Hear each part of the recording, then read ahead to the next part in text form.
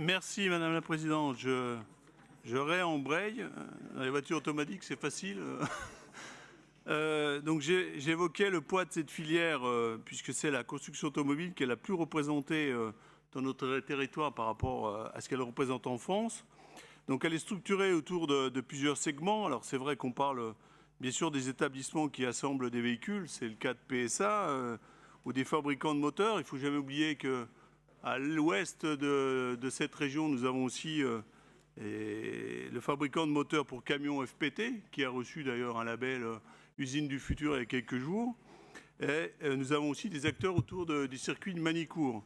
Nous avons bien évidemment les fabricants d'équipements automobiles, 115 équipementiers, ce qui veut dire tout le poids de cette filière, qui sont répartis dans l'ensemble du territoire, aussi bien dans Lyon qu'à Manicourt, je l'ai déjà dit, qu'à Gray pour Plastigray, Julien au Creusot, et j'ai une liste assez conséquente qui montre bien l'implication du dossier PSA sur le reste de la filière régionale et peut-être même nationale, parce que je pense que ça déborde.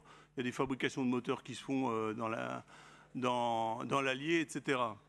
Donc, au-delà des fabricants, il y a les fabricants de biens intermédiaires, qui sont ceux de comme MBF Aluminium à Saint-Claude, Valourec à Montbard, Lizy Automobile, et sans oublier tous les emplois induits qui sont non négligeables, qui sont ceux du commerce intrafilière, des cabinets d'études et des entreprises de transport, sans oublier, je pense que certains dans cette salle pourraient le dire mieux que moi, le poids des concessionnaires de ces marques PSA, Citroën et autres, qui sont d'ailleurs impactés par l'évolution technologique sur laquelle je reviendrai quand on parlera tout à l'heure du dossier Faurecia, mais aussi sur l'évolution de la motorisation automobile.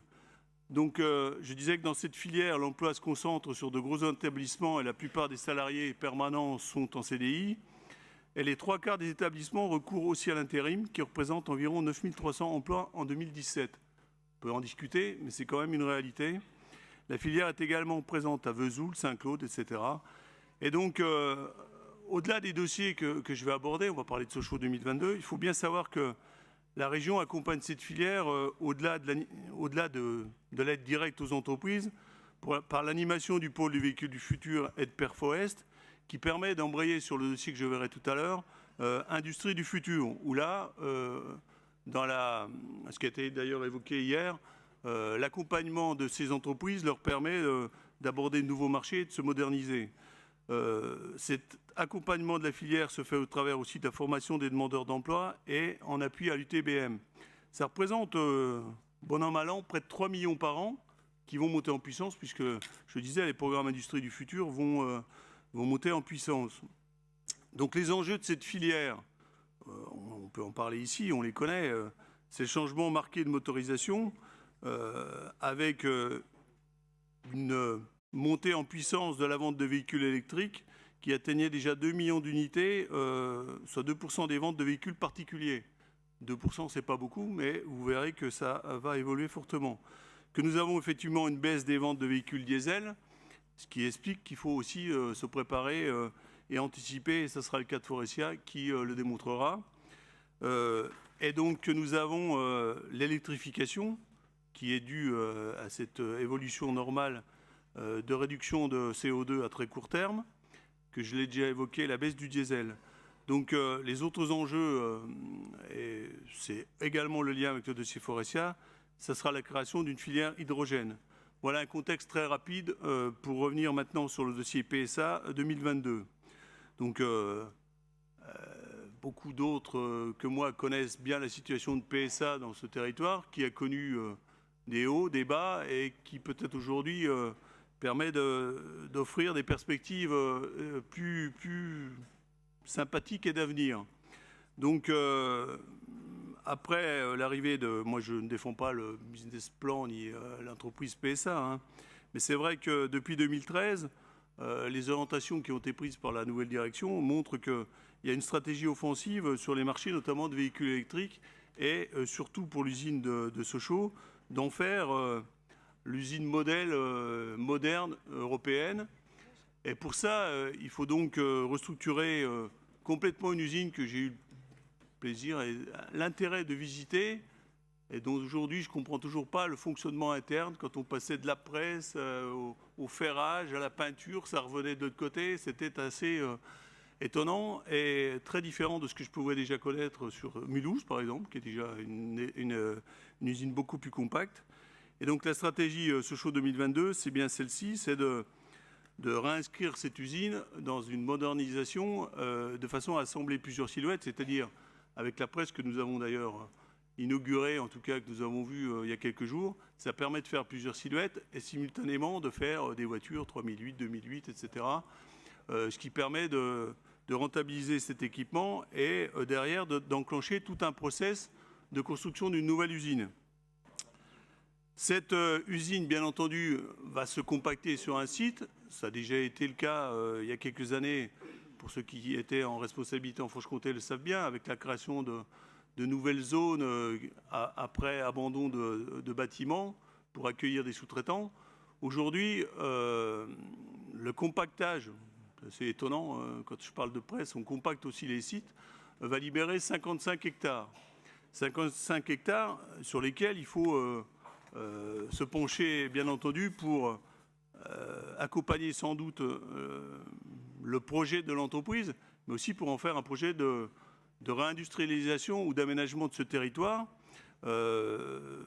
parce que c'est quand même, je pense, un vrai enjeu de territoire que ce projet va permettre de développer.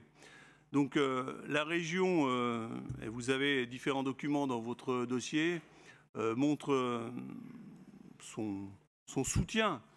Et je dois même le dire à ce moment-là, franchement, la région aura été vraiment aux côtés du territoire et de l'entreprise pour arriver à un protocole que vous avez découvert il y a quelques jours, hein, même peut-être avant-hier, sur lequel on pourra revenir. Et donc après des négociations, Madame la Présidente peut en témoigner, assez âpres avec cette entreprise, et en lien avec le territoire, on aboutit aujourd'hui à une aide, après toutes les vérifications qui ont été faites, qui concernent ce qui est légalement possible pour la région, c'est-à-dire une intervention sur les travaux d'innovation qui ont été expertisés par BPI. Ces travaux d'innovation permettent de mettre en œuvre une aide d'environ au maximum de 7 millions 100. La deuxième intervention de la région, elle sera aux côtés du territoire, puisque j'ai parlé de cette zone sud du site, qui devra faire l'objet d'une étude de développement, mais je pense plus globalement d'intégrer toutes les problématiques de l'agglomération. Ce n'est pas à moi de le dire ici, mais je pense que le poids de l'automobile, des sous-traitants dans tout PMA et peut-être même Nord-Franche-Comté est important et on ne doit pas se limiter aux 55 hectares. Je crois qu'après ce qu'a évoqué Éric Coulet hier, l'ensemble des dossiers du dossier contrat métropolitain à Nord-Franche-Comté, avec tout ce qui se passe sur l'innovation et sur l'ensemble du territoire, montre bien que ce dossier ne doit pas être isolé de cette réflexion globale sur tout ce territoire.